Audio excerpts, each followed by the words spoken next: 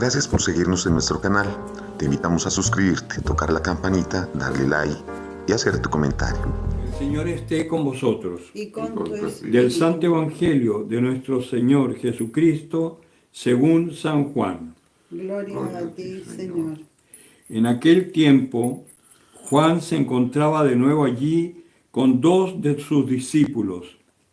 Y fijándose en Jesús que pasaba, dice: He ahí el Cordero de Dios. Los dos discípulos le oyeron hablar así y siguieron a Jesús. Jesús se volvió y al ver que le seguían, les dice: ¿Qué buscáis? Ellos le respondieron: Rabí, que quiere decir maestro, ¿dónde vives? Le respondió: Venid y lo veréis. Fueron pues, vieron dónde vivía y se quedaron con él aquel día. Era más o menos la hora 10:00. Andrés, el hermano de Simón Pedro, era uno de los dos que había oído a Juan y había seguido a Jesús. Este se encuentra primeramente con su hermano Simón y le dice: Hemos encontrado al Mesías, que quiere decir Cristo, y le llevó donde Jesús. Jesús, fijando su mirada en él, le dijo: Tú eres Simón, el hijo de Juan. Tú te llamarás Cefas, que quiere decir piedra. Palabra del Señor. Gloria a ti, Señor Jesús. Bien, tomen asiento.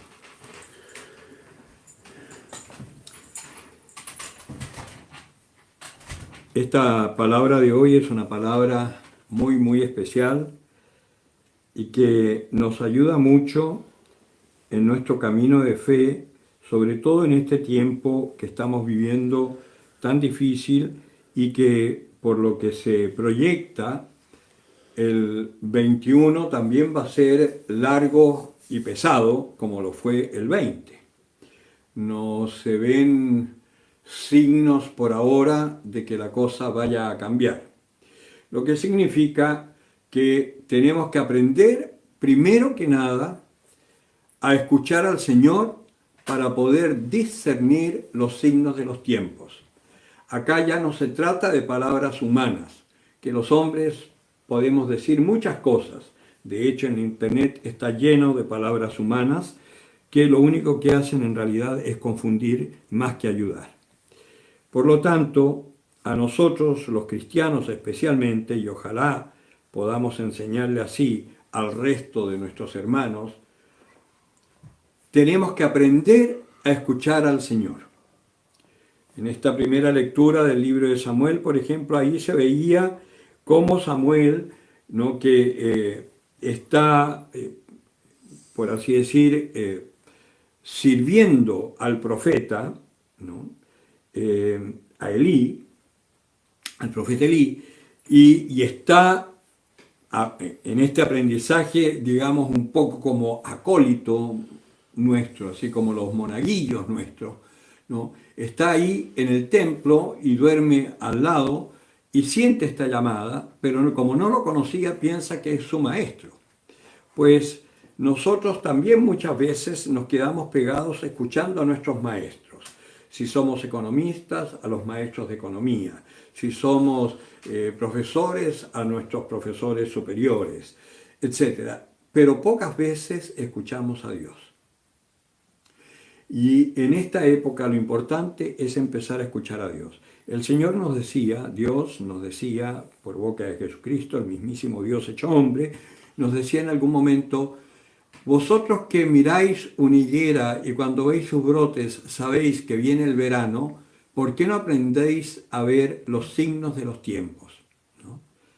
Y el Señor nos está pidiendo que aprendamos a ver los signos de los tiempos para así no vivir desconcertados en este tiempo tan difícil que nos ha tocado vivir y que a la vez es tan maravilloso, porque es un tiempo en donde tenemos la posibilidad de darnos cuenta que todo lo que se ha profetizado, todo lo que se nos ha dicho de parte de Dios por medio de los profetas y en los últimos tiempos por boca del mismísimo Jesucristo y después sus discípulos, sus apóstoles, nos fueron legando generación tras generación esa palabra para que nosotros sepamos lo que pasa, lo que acontece realmente y conozcamos a Dios, ¿no? Eso para nosotros es impresionante, porque precisamente conociendo la Escritura podemos discernir a la perfección lo que está sucediendo y así prepararnos para lo que nos toca vivir en este tiempo a los cristianos. Entonces esta primera palabra es un recorderis de Dios para nosotros que nos dice, aprende a escucharme a mí.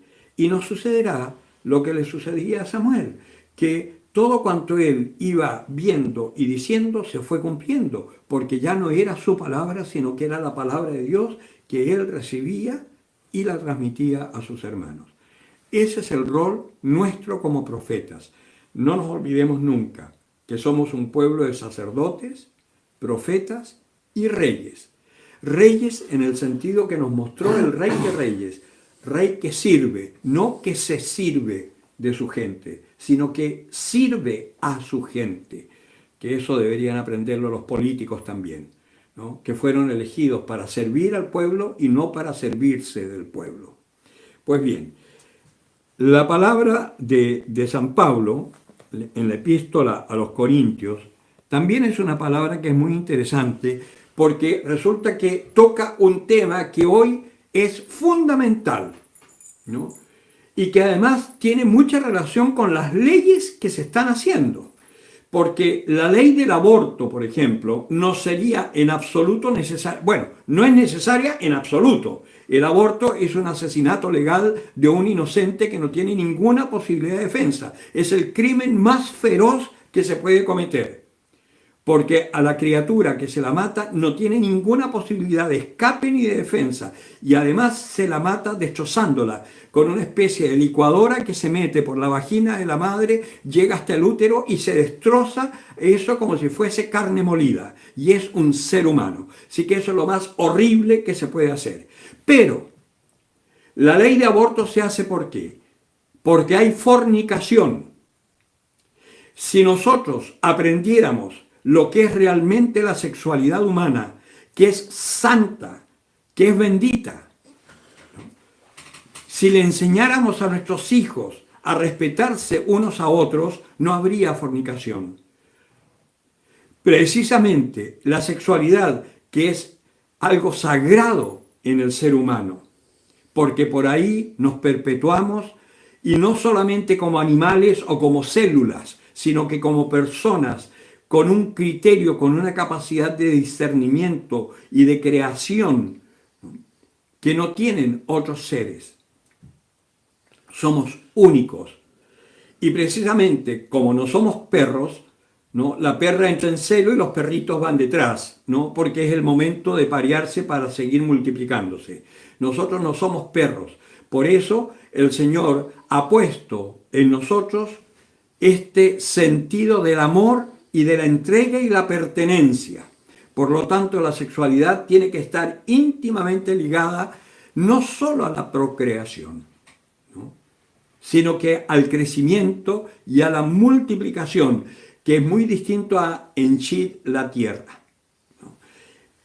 La multiplicación tiene que ver con este complemento que puede haber entre hombre y mujer para que se hagan una sola carne. El hombre aporta su masculinidad al matrimonio y la mujer aporta su feminidad al matrimonio y así que nace el auténtico hombre, macho y hembra creado por Dios para ser imagen de Dios en la tierra. Por ahí alguno dirá entonces, ¿por qué los curas no se casan? Pues sí estamos casados, pero estamos casados con una mujer que no es de carne y hueso, que es la iglesia, y le somos fieles. Y por eso los pecados de los sacerdotes que han fornicado, que tocan niños y todo, son atroces, porque están siendo adúlteros por sobre todo, infieles a su mujer. Pero no nos metamos por ahí, eso ya lo hablaremos en otro momento. Pero acá estamos hablando, San Pablo nos está diciendo, El cuerpo no es para la fornicación, sino para el Señor, y el Señor para el cuerpo, ¿no? ¿Acaso no sabéis que sois templo del Espíritu Santo? Entonces, nosotros como cristianos tenemos una gracia especial para vivir nuestra sexualidad apoyados en Dios, para no fornicar, sino que reservarnos para entregarnos a la mujer o al varón que corresponda según nuestro sexo, ¿no?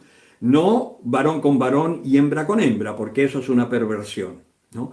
Sino que el varón a la mujer y la mujer al varón para hacerse una sola carne. Y ahí sí, la sexualidad no solamente es buena, no solamente es rica, como me dicen algunos jóvenes, ¿no? Pero padre, si es rico. Claro que es rico, por supuesto, si hay un placer que Dios puso precisamente porque no es una cosa animal de reproducción, es otra cosa la sexualidad humana, es para complementarse con el otro, es una donación al otro.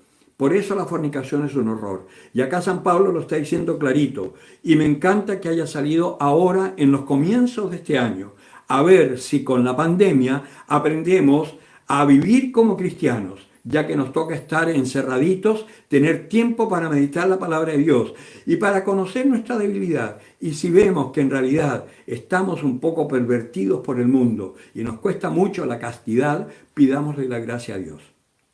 Y Dios la concede. De eso soy testigo, o si no yo no sería cura. Pues bien, el que fornica peca contra su propio cuerpo, ¿no? Entonces, pidámosle a nosotros el don de la castidad, ¿no? ¿Acaso no sabéis que vuestro cuerpo es templo del Espíritu Santo que habita en vosotros y que habéis recibido de Dios? Y nosotros tenemos esta gracia para poder vivir así, en castidad o donándonos absolutamente al otro en nuestro matrimonio, para que así nuestros hijos, viéndonos unidos en una sola carne, ellos también anhelen tener eso, porque no hay felicidad mayor que poder donarse al otro sin juicios, amando al otro tal como es, sin estar murmurando, sino que muriendo al otro por amor. Y eso es lo que te hace absolutamente feliz, porque esa es la voluntad de Dios para un matrimonio. Así que ánimo, ya no os pertenecéis, habéis sido comprados a buen precio, a precio de sangre. Por algo murió Jesucristo en la cruz, para que podamos empezar a vivir en la fe. Y por eso el mundo no quiere que eso se conozca. Por eso es que tienen abiertos los malls, los supermercados y no las iglesias.